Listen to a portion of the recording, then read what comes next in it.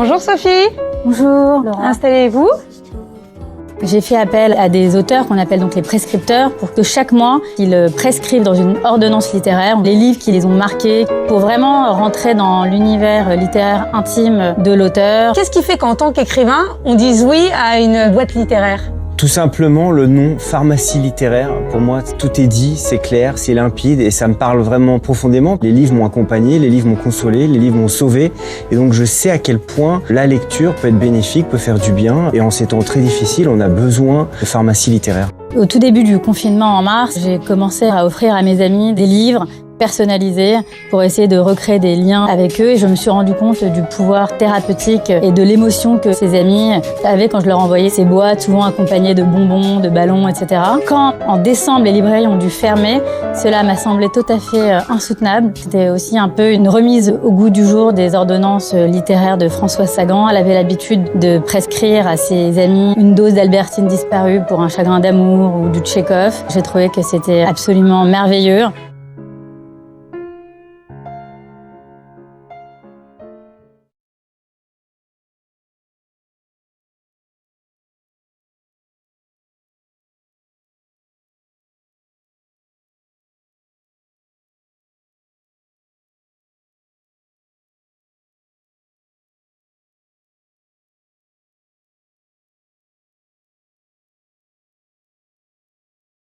Quand vous allumez la télé, quand vous écoutez une émission de radio, vous tombez quand même sur le principe de précaution, sur une forme d'esprit de prudence.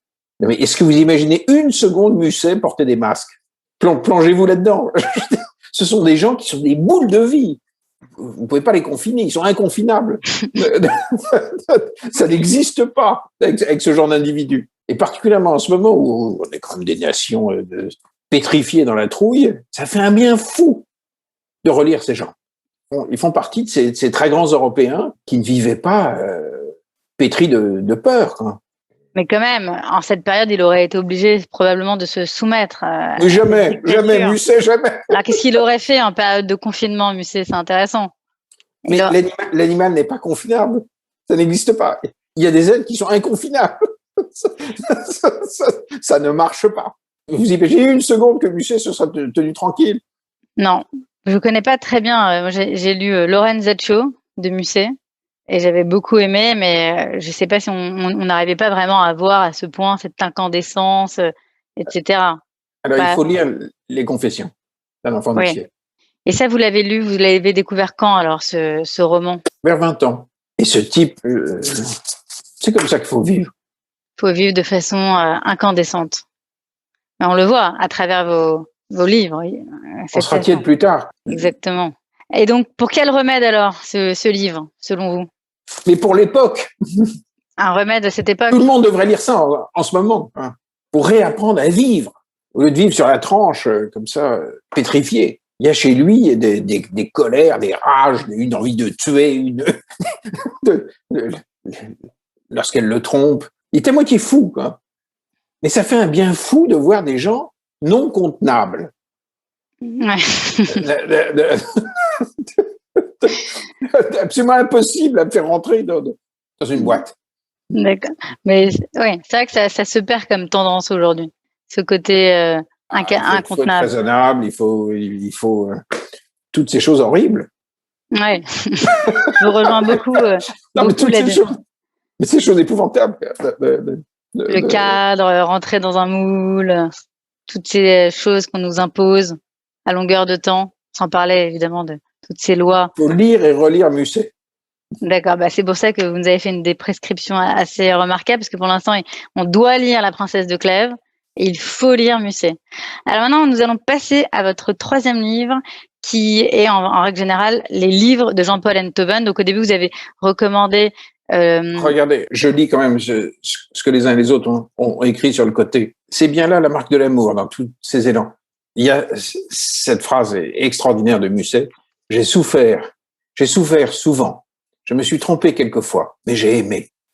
C'est moi qui ai vécu, et non pas un être factice créé par mon orgueil et mon ennui. Cette phrase, elle résume tout de la vie. J'ai souffert souvent. Je me suis trompé quelquefois, mais j'ai aimé. C'est moi qui ai vécu et non pas un être factice créé par mon orgueil et mon ennui. Le paradoxe de l'amour, n'est-ce pas tant attendu dans la vie et à la fois si redouté? Encore du Musset, tu trouveras dans la joie ou dans la peine ma triste main pour soutenir la tienne, mon triste cœur pour écouter le tien. C'est d'une fluidité. Personne Mais goinfrez-vous de Musset. Mais goinfrez-vous de Musset. Mais aujourd'hui, il n'y a pas de Musset, en fait, dans la littérature française. Et il n'y en avait pas non plus à l'époque. Je veux dire, C'est c'est des oiseaux absolument uniques, vraiment uniques. Retirez le mot triste, il n'existe pas dans la nature.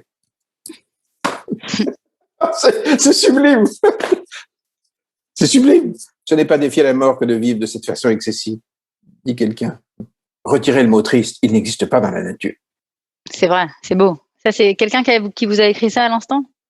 Oui, je suppose que c'est Musset. En tout cas, si c'est pas Musset, c'est du Musset. Alors passons au troisième livre, cher Alexandre. Donc au début, vous aviez choisi Saison de papier de Jean-Paul Enthoven, mais malheureusement, il a été en rupture de stock. Et donc finalement, nous avons choisi un autre livre de Jean-Paul Enthoven, Les Enfants de Saturne, parce que en fait, ce qui nous intéresse, c'est plus le personnage de Jean-Paul Enthoven et sa façon d'écrire, et évidemment ses livres, mais c'est surtout, on a envie de parler de son personnage, et je parlerai après de ce livre. Mais donc, qu'est-ce qui vous fascine, intrigue tant chez Jean-Paul Enthoven? C'est un des plus grands stylistes de notre temps. C'est vraiment... et notre époque, qui n'est absolument pas le sens de la hiérarchie des choses, ne célèbre pas cet auteur à sa juste place. Enthoven, c'est Enthoven père, Jean-Paul, c'est vraiment un des hommes qui écrit le mieux la langue française aujourd'hui. C'est vraiment... si vous lisez les pensées de Joubert, Joubert était un des très, très grands amis de Chateaubriand, Joubert relisait Chateaubriand. Quand on lit du Joubert, c'est virtuose. Quand on lit du Enthoven, du Jean-Paul Enthoven, parfois c'est aussi puissant que du Joubert. C'est une sorte d'anomalie dans notre époque. Et comme Jean-Paul, que je connais très bien, qui a longtemps été mon éditeur, très longtemps, et qui est mon ami, chez Grasset, Jean-Paul n'est pas au courant de son génie. Non.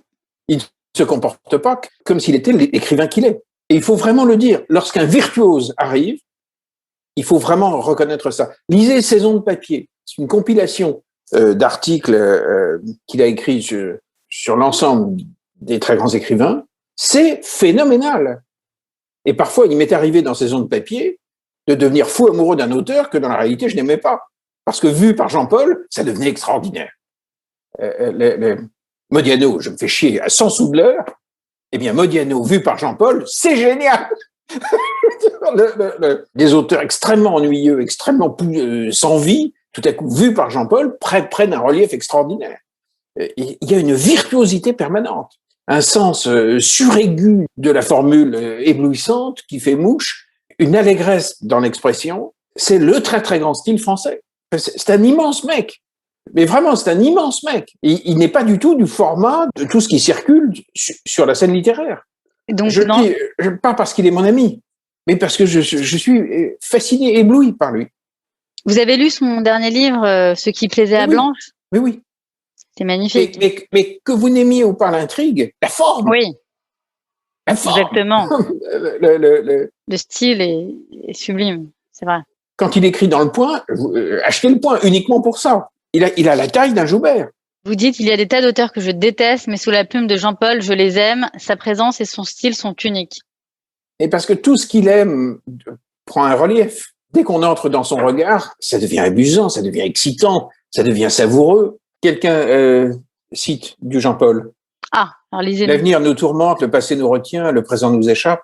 Il a rectifié pour en faire la maxime de sa fin de journée. L'avenir me tente, j'oublie le passé, le présent m'attend. Jean-Paul, c'est ça. Mais c'est ça tout le temps. C'est dans quel livre, celui-ci? Je ne sais pas. Ce que nous avons eu de meilleur, non? Probablement. Il a une façon aussi de décrire et d'écrire le temps qui passe, qui est magnifique. Parmi les secrets d'écriture qu'il m'a transmis, un jour, il m'a fait comprendre cette chose capitale. C'est que lorsqu'on reprend l'ensemble d'un roman et qu'on s'attarde et qu'on a le souci de l'écoulement du temps dans son texte, la vérité des personnages apparaît. Parce que l'être humain est du temps. Ce regard est d'une telle profondeur, je veux dire, avoir eu le privilège d'être édité par lui pendant des années, ça a été un éblouissement quand il m'a initié à ça, à l'importance de l'écoulement du temps. Et comment vous l'avez rencontré? La citation est tirée de l'hypothèse des sentiments, Laurence Carrasco-Bueno. Merci Laurence. Je l'ai rencontré en fait d'une manière assez normale et ça m'a déplu. Ah. Ça m'a déplu parce que je trouvais que notre rencontre réelle n'était pas à la hauteur de mon éblouissement. Donc j'ai souvent menti en racontant une histoire dans Paris qui elle était à la hauteur Et j'ai souvent raconté que j'étais au téléphone sur le boulevard Saint-Germain avec lui et que tout à coup il m'a coupé et il m'aurait dit qu'il raccrochait puisqu'il était sur une piste de ski au Chili. Je m'en serais étonné. Il aurait raccroché et j'aurais continué à marcher sur le boulevard Saint-Germain et tout à coup il aurait débouché la rue des Saints-Pères en sortant des éditions Grasset. Il m'aurait aperçu, il serait venu vers moi me disant il se fout vraiment de ma gueule et lui disant mon cher Alexandre, si tu as plus foi en tes yeux qu'en ma parole, nous ne pourrons plus avoir de rapport de confiance. Je trouvais, mais en fait, j'avais écrit cette réplique, mais je trouvais qu'elle était à la hauteur de Jean-Paul. Et je trouvais que cette histoire le décrivait. Et donc, c'est un homme inspirant. On a envie de mentir. Comment vous êtes rencontrés pour de vrai alors? Mentir vrai. J'aime beaucoup cette fausse réalité, mais vous êtes rencontrés classiquement quand vous dites que c'était pas à la hauteur. C'était comment? Je vais pas le dire. Ah. Je préfère raconter cette histoire. D'accord. Bon. Non, mais c'est une belle. Je le vois très bien dire qu'il est sur une piste de ski au Chili, évidemment, ou en Argentine. Ça peut pas être en Haute-Savoie comme tout le monde. Ah non. Ah non. En décrivant pourquoi, parce qu'il préfère skier en été et en hiver, Oui. Les décalages de saison, etc. Dans son livre, j'ai eu la chance d'être proche de lui. Et il m'a beaucoup parlé de son livre, donc Les enfants de Saturne, et il m'a raconté donc que c'était son portrait en fait à travers 12 hommes. Et il m'a dit qu'il était le résultat de ces 12 influences que vous allez découvrir à travers ce roman, et que ces 12 personnes ont en commun d'être mélancoliques, saturniens. Et selon lui, la mélancolie n'exclut pas la joie. Là, il le dit très fréquemment. Mais il est comme ça. C'est des histoires qu'il aurait vécues ou même inventées. Et il dit qu'on ne peut pas le connaître si on ne sait pas qui sont ces deux personnages qu'il cite dans ce livre, qui sont le prince de Ligne et Vivant Denon, qui sont donc les deux personnages à qui il aurait aimé beaucoup ressembler. Donc Vivant Denon, qui est celui qui a créé le Louvre et les musées, et Louis Malle avait tiré Point de lendemain, qui est un personnage très important de sa vie. Il en avait fait un film, et donc il a raconté qu'on ne peut pas le connaître et le comprendre si on ne comprend pas ces sources d'inspiration que sont donc ces 12 hommes, et en particulier ces deux personnages que je viens de vous citer, qui sont Prince de Ligne, qui a failli être roi de France, il m'a raconté, et Vincent Denon. Donc je recommande effectivement cet immense auteur qui est Jean-Paul. On entend souvent des gens dire « Ah oui, mais il n'y a plus de grands écrivains.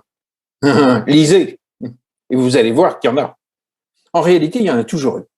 Et c'est vraiment, si on se donne la peine vraiment d'aller regarder, on tombe sur Jean-Paul Ortevel. C'est vrai. Les très très grands stylistes existent. C'est un immense auteur. Je suis tout à fait d'accord. Oui.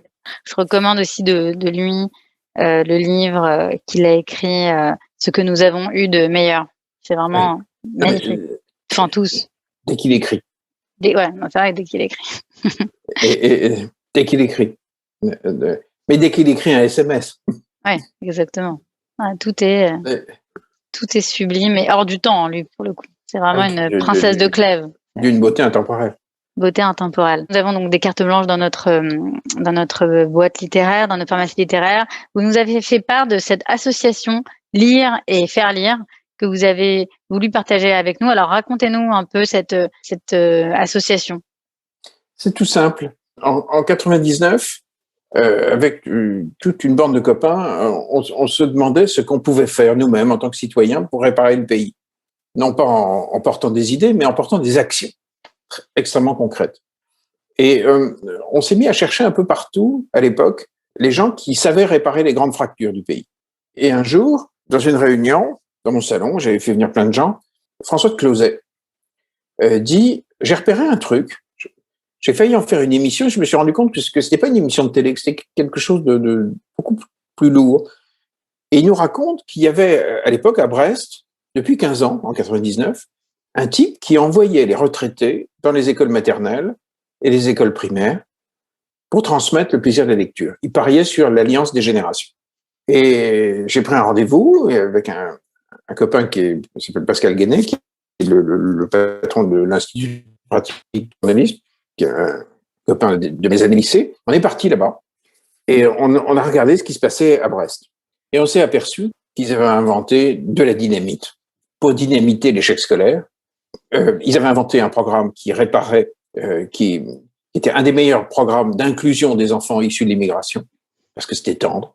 Un enfant n'aime pas un drapeau. Un enfant, il aime une dame ou un monsieur. Ils avaient également inventé un programme qui vaccine contre la violence, puisqu'en transmettant le plaisir de la lecture, ils remplissaient les enfants de mots.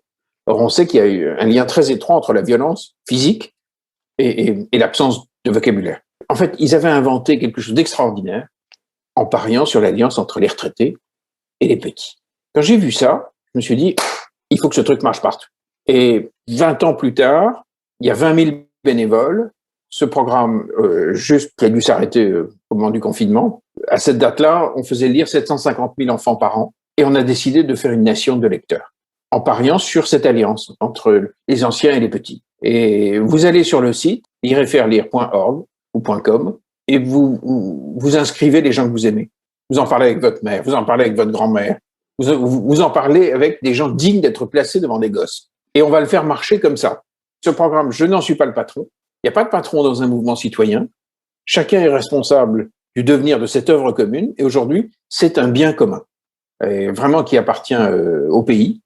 Ça a fait des petits au Québec, ça a fait des petits en Acadie. Et puis un jour, je suis même tombé sur un chef indien, j'ai oublié le nom de sa nation, mais qui m'avait dit que les Indiens Micmac s'y étaient mis en Acadie. Et que un certain nombre de nations indiennes étaient en train de se rendre compte qu'il fallait que leurs enfants lisent et qu'il fallait parier sur les vieux.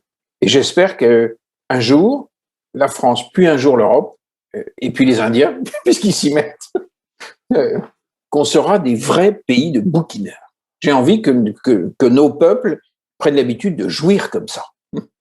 Et ça commence par cette alliance, comme ça, dans les écoles maternelles, dans les crèches. Il faut commencer tout petit, pour que les petits se marrent et découvrent qu'un livre, ça veut dire une émotion.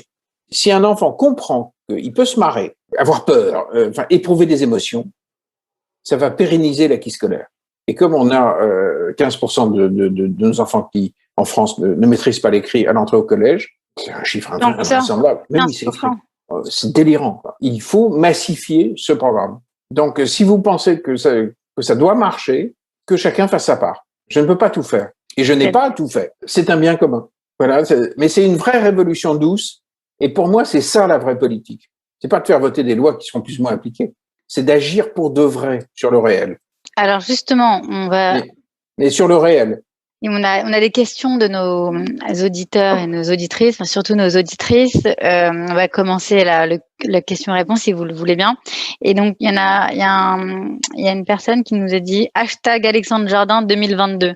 Alors expliquez-nous ce mouvement que vous avez créé en 2015. Je n'ai rien lancé du tout pour 2022. Ah. Oui, mais justement, ça pourrait être. Moi, j'ai rien lancé. Racontez-nous ce mouvement citoyen, alors bleu, blanc, zèbre. À l'époque, je voyais monter le Front National, comme tout le monde, et il y avait des gens qui faisaient des concerts, qui disaient que c'était pas bien, mais ça n'a jamais servi à rien. La vraie vérité, c'est qu'il y avait de vraies raisons pour que le FN monte. Aujourd'hui, le RN. De vraies raisons, de vrais dysfonctionnements. Et donc, je m'étais dit, qu'est-ce qu'on peut faire? On compte les points, on regarde le centralisme français s'affaisser progressivement, ne plus atteindre les objectifs du pays. Où est-ce qu'on fait notre part? Et on avait décidé de réunir ce que j'appelle des faiseux. C'est-à-dire des gens qui n'ont pas un discours, mais une action. Et qui portent des programmes qui réparent le pays, qui réparent les fractures. Et on en a rassemblé plus de 300. Mon objectif, c'était de parvenir à faire un accord historique avec l'État français pour que ces champions de la société civile aient les moyens de devenir d'énormes programmes nationaux. Et puis je n'y suis pas arrivé. Donc, Bleu, Blanc, Zèbre existe. Vous tapez Bleu, Blanc, Zèbre, vous tomberez sur le site. Vous verrez ces centaines de faiseux extraordinaires Ça a créé une émulation dans toute cette société civile qui s'est beaucoup fréquentée à travers ce mouvement, mais on n'est pas parvenu à entrer en vrai partenariat avec la puissance publique. J'ai cru à un moment qu'on pouvait le faire avec Macron, je m'étais trompé. Ça n'a pas été possible. En fait, fondamentalement, il y a un problème avec la haute fonction publique française qui n'aime pas cette société active, qui n'est pas prête à vraiment travailler en coopération, sauf de manière très, très, très parcellaire. Donc, et comme aujourd'hui, moi, j'ai quitté le mouvement, puisque mon objectif, je n'y suis pas parvenu, je vais reprendre mon activisme de faiseux sous une nouvelle forme très bientôt. Je suis en train de construire quelque chose. En fait, j'ai besoin de faire de la politique au sens où moi je l'entends, c'est-à-dire de réparer. Et avec ses mains et un téléphone portable, on peut faire beaucoup de choses. C'est vrai. N'hésitez pas à poser des questions, j'en ai un certain nombre, mais si vous voulez en poser d'autres, allez-y. Alors, le Covid est-il une période propice pour la création littéraire ou bien la distanciation sociale est antinomique avec la littérature? Moi, j'ai beaucoup écrit. Un roman sort début juin. Je suis en train d'écrire une pièce. Je suis en train de préparer un film, un docu-fiction. Je n'ai jamais autant écrit. Donc, mais je n'ai pas été coupé du tout de mes semblables. J'étais pas très confinable. Un peu comme Musset, alors. Oui. Enfin, en fait, tout ce qui s'est passé en France ne m'a pas du tout convenu. Voilà. Bon, on a hâte de voir, de lire et vos prochaines pièces de théâtre, films et livres. Alors, donc, vous dites en juin votre prochain livre et la pièce de théâtre, ce serait pour quand? Je ne sais pas. Je suis en train d'écrire. Là. D'accord. En train d'écrire et puis je suis déjà en train d'écrire le livre d'après. Enfin, je n'ai jamais autant écrit. Donc vous êtes très inspiré en ce moment. Enfin, toujours, j'imagine. Mais... Aussi parce que je suis prodigieusement amoureux. Ah, d'accord. Ce qui fait que j'ai rencontré ma princesse de Clèves. Une femme de ce format-là, de cette taille. Et est-ce que vous l'avez vue? Vous l'avez rencontrée? Non. Je l'aime depuis 7 mois, à la folie. Je l'épouserai. Mais je ne l'ai toujours pas vue, puisque Covid m'empêche de la voir au Canada. Elle vit en Ontario. D'accord. Très belle déclaration. Donc, vous l'avez jamais vue, mais vous êtes fou amoureux d'elle. Oui, c'est elle. C'est la princesse de Clèves. Bon. Beaucoup mieux. D'accord. Alors, quelle belle déclaration, c'est vrai, nous dit une personne du chat. Alors, j'ai une question du King's College de Londres, qui est un peu l'équivalent du Sciences Po à Londres, et on a beaucoup d'élèves de la filière littérature qui se sont inscrits à votre webinar à travers ce seul lien. Donc, ils disent, il existe plus de 16 catégories d'orientation sexuelle. On connaît les LGBT, bien sûr, mais il y en a tant d'autres. Est-ce que cela inspire le romancier de l'amour que vous êtes, ou au contraire, est-ce un tue-l'amour? Je ne pense pas que les grandes souffrances et les grands désirs soient distincts. Il y a une unité de l'espèce humaine. Donc, je ne crois pas qu'il y ait une façon d'aimer différente, selon votre orientation. Une façon de souffrir différente. Ce qui m'intéresse le plus lorsque j'écris, c'est la puissance archétypale des personnages. Je suis toujours très mal à l'aise lorsque je lis un roman ou que je regarde un film ou une série télé et que il n'y a pas de sujet traité à travers l'intrigue. Quand on voit Le Parrain, par exemple, ça a l'air d'être un film sur la mafia. Non, c'est pas du tout un film sur la mafia, c'est un film sur la famille. Le sujet est beaucoup plus grand que l'intrigue. Donc c'est vrai que lorsque j'écris, je suis intéressé par les grands sujets à traiter à travers des intrigues. J'adore Le Parrain. Le livre et le film. Les films, pardon. Je regarde ce que les gens ont écrit. Oui, bien sûr, oui, c'est important. Je suis professeur d'histoire et j'écris un atelier lecture dans chaque établissement où je suis passé. J'espère qu'un jour vous accepterez une invitation niçoise pour un moment lecture et citoyen avec nos petits collégiens. Volontiers. Et puis on va lancer quelque chose, je peux pas en parler publiquement encore, mais on va lancer massivement des écoles d'écriture en France avec un magnifique projet. Dans mes multiples vies, il y a ça aussi. Je voulais juste vous féliciter pour l'ensemble de vos actions et de vos œuvres, en particulier pour Des gens très bien. Des gens très bien, c'est un livre considérable dans ma vie.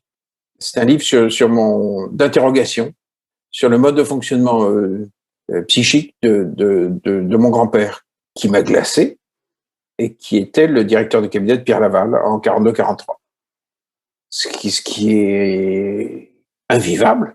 Et c'est l'histoire de mon chemin pour arriver à voir l'invisible dans une famille, pour arriver à penser l'impensable, pour essayer de comprendre l'incompréhensible. Comment un type doté d'une morale fait ça? Et il me semble que les gens les plus dangereux dans cette époque, ce sont pas les assassins fous furieux. Il y en a toujours dans une société. C'est l'énorme masse des gens très bien qui ont collaboré à ça. Mon grand-père me semble l'archétype même du type prodigieusement dangereux à cette époque-là. Parce que si eux basculent dans ce genre de logique, c'est la fin du monde. Voilà. Donc, c'est un livre qui est une belle déclaration. Oui, j'aime cette femme. Et d'ailleurs, j'espère que ça ne s'est pas trop vu, mais pendant ce webinaire, je surveillais mon téléphone Oui. pour voir si des messages arrivaient de l'Ontario. Mais non, elle est dans son bain. Elle aurait dû regarder ce webinaire. Attention, est-ce qu'il n'y ait pas confusion entre sentiment et amour? Je brûle. Les chevaux ont une espérance de vie assez faible dans le Bas. Est-ce l'Ontario qui vous inspire tant? Bien sûr, bien sûr. La femme la plus grande que j'ai rencontrée vit là-bas. C'est un colosse. Je ne savais pas en fait que. Enfin, j'ai vraiment l'impression de découvrir l'amour. Est-ce l'Ontario? Vous êtes increvable. Roman, pièce de théâtre. Je suis contre l'idée de vivre au ralenti. Je suis contre. Donc, il y a une question. Vous avez déjà donné largement la réponse. Êtes-vous heureux dans la vie ou toujours à la recherche d'une perfection qui n'existe pas? Mais bon, vous nous avez donné la réponse avec J'ai la l'Ontario. réponse, elle existe. Oui. Et on est né pour ça. On n'est pas du tout né pour la demi-mesure. Bah oui, c'est la passion, forcément. Non, mais mieux que ça. On est né pour cette forme de perfection. Mais vous l'avez jamais vu. Donc vous vous écrivez, quoi. En vidéo, comme ça. Mais je n'ai jamais touché. Non, c'est magnifique. Alors, j'ai une question. Là, je vais autoriser quelqu'un à parler qui a levé la main. Elle s'appelle Toi. Donc, je vais mettre Allow to Talk. Moi, bonjour Monsieur Jardin. Oui, c'est moi, effectivement. Toi, en fait, c'est Max Jubilo. Une question, vous dites que j'avais posée. Non, effectivement, c'est quelque chose que j'ai évoqué et que Monsieur Jardin vient de lire actuellement. Je disais, attention, quand vous parliez de ces étudiants anglais qui étaient en ligne, dans leurs questions, souvent, j'aime à dire aussi qu'il faut éviter de confondre les sentiments avec l'amour. J'ai du mal, moi, à faire ce distinguo. Parce que je me fonde sur moi. Et il se trouve que mes sentiments se confondent avec la dimension absolue d'un amour absolu. Donc, en tout cas, pour moi, je ne fais pas ce distinguo. Et chacun sa folie. Tout à fait, vous avez entièrement raison, mais c'est vrai que au travers de la vie que nous traversons tous, souvent les couples se créent, et bien heureusement par des sentiments naissants, mais pour que ces couples puissent durer, il faut que quelque part il y ait l'amour. Et bien souvent, on constate que lorsque les sentiments s'éteignent, et donc il n'y a plus cette passion du début, les couples sont comme un ballon sans air, se dégonflent et ils finissent par se séparer. Et c'est souvent là un petit peu le travers qu'on rencontre dans la société d'aujourd'hui, où dans le va-vite et dans le jeu et dans le on veut tout, on a peut-être oublié de savoir ce que c'était que l'amour au détriment des sentiments qui sont eux naturels et prennent naissance tout seuls. Mais un jour, il faut rencontrer l'être pour lequel on est né.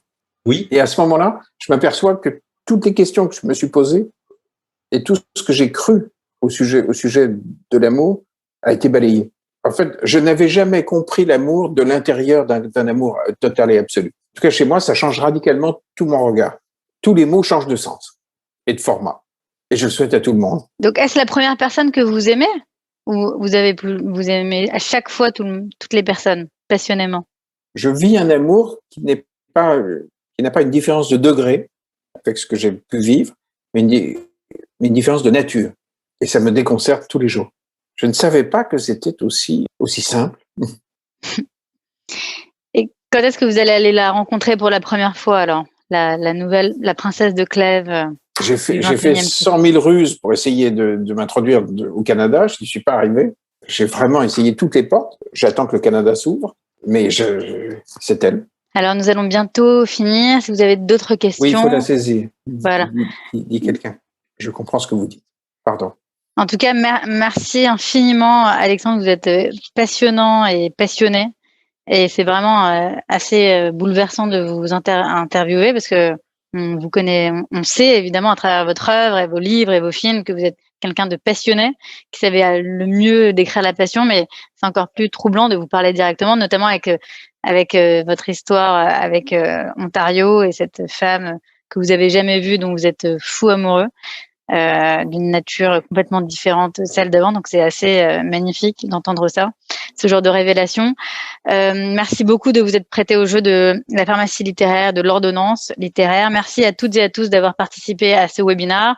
Je vous rappelle l'adresse du site lapharmacielittéraire.com où vous retrouverez donc toutes les boîtes à acheter, celle de Amanda Ster, celle de David Fokinos et celle maintenant de Alexandre Jardin. Notre prochain prescripteur sera Jacques Attali en mai. Ensuite, ce sera Yann Moax et Ariel Dombal pour l'été. Voilà, je vous remercie à toutes et à tous d'avoir participé à cet événement et vous surtout, Alexandre. Et c'est vrai que vous êtes un musée totalement incandescent et hors du temps et hors des cadres. Et c'est assez c'est incroyable. Moi, j'avais été assez bouleversée, stupéfaite par la rencontre que j'avais faite avec vous en février. C'est un être complètement rare et vos œuvres sont vraiment à votre image et vos films aussi. Merci en tout cas, merci beaucoup. Merci vraiment à tous d'avoir posé toutes ces questions et à vous, Alexandre, d'avoir dialogué et d'avoir lu les chats. On voit que vous avez vraiment vous êtes pris au jeu de cette pharmacie littéraire. Je vous remercie du fond du cœur. Merci pour tous vos merci écrits sur le côté. Voilà. Merci à tous. Merci à tout le monde. Merci. À très bientôt. Au revoir, Alexandre. Au revoir. Merci. Je retourne en Ontario. Oui, le bonjour à la princesse de Clèves. Au revoir.